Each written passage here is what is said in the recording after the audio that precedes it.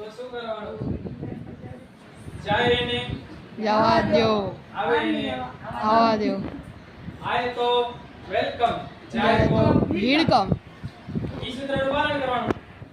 જ્યારે તમે નબળા પડો, કોઈ બી વ્યક્તિ હોય ને, કોઈ વ્યક્તિ પાસે શું કામ રહેવા માંગે? તમારામાં કંઈક હોય, તમારામાં કંઈક આવડત હોય, તમે બરાબર હો તો તમારી પાસે વ્યક્તિ ટકશે, બરાબર? હવે તમે મરે જ પડ્યા હો, તમારામાં જ કંઈ હોય ને, તો કોઈ વ્યક્તિ ટકવાનું છે. છોકરીની હોય તો કે છોકરાની, બંનેને લાગુ પડે. પહેલા તમે તમારું એવું ડેવલપ કરો યાર, જોરદાર કે કોઈ મૂકીને જવું જોઈએ નહીં. એટલે ખાસ પસંદની વસ્તુ હોય તો ન જ જવું. તમે એવું યાર ડેવલપ કરો, પોતાના ઉપર ધ્યાન દો.